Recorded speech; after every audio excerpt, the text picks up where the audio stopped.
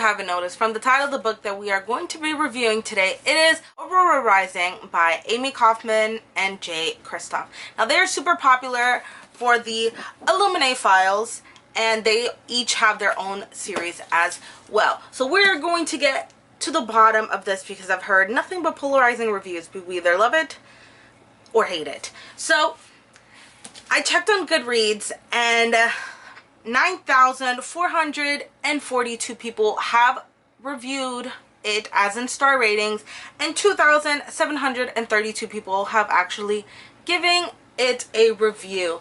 Now, the average review rating for this book, it is 4.21, which is pretty high for all the polarizing reviews that I have seen. Now, this book actually follows 7 characters, and we are in the galaxy, and it starts off with Tyler Jones going on this mission the night before they graduate from the Aurora Academy. He rescues her, which she is Aurora O'Malley, and because he decided to do that, he actually did not get to pick his squad because he's at the top of his class. So he got stuck with a bunch of rejects, and turns out that Aurora is a huge turning point in a war that was fought millions of years ago. The government is keeping their secrets, and they're on the run now. So this is a whole entire plot, and you follow all of these characters and their space adventures and all of this crazy stuff. Alright, coming up with my pros and cons and my final thoughts. This is the pros for me. The pros, it has great action scenes, which it really does. Another pro is that these characters are hilarious. They are so funny and so snarky and so sarcastic. I love it. And another pro is the world building and the character development. Even though we are following all the same characters, you get to know them on a very personal level. So that is always a plus. Now, the cons for this book, it is lengthy.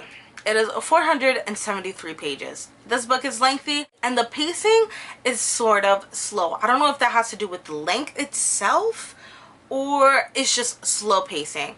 I don't know. Another con is that there was so much going on between the action scenes and their plot, and then everybody's input on the story. Sometimes I was like, whoa, you need to chill. Give me a second to process all of this.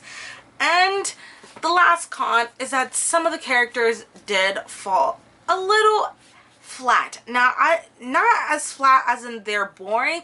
I just wanted to get so much more from the characters. Like Zila and Scarlet were the two that fell flat for me. Obviously, because Zila only got like a couple lines, but in other characters, she was doing her thing, yo. Like, she is such a great character. She knows her stuff. Now, Scarlet, I found that she was the least memorable. Maybe it's because she's Tyler's twin, but like, I didn't remember almost any of her stuff except for in the beginning of the book. Alright, so my final thoughts of this book and my rating. I gave it a solid 4 stars. Now, I think this book is definitely not a 5-star book. I think it still needs improvement, but between the character development, the world building, and the action, I think that this book is definitely worth the read. So I'm going to boost it up to a hot. Now, take this with a grain of salt, even if you didn't like this book, or if you love this book. I think that I will recommend this book because this is only book 1 in this series. And if y'all know Amy and Jay, they got the writing duo down packed. So I know for a fact that this series is going to get better over time. Alright, thank you so much for watching this 5-minute review. I will see you next time. Bye!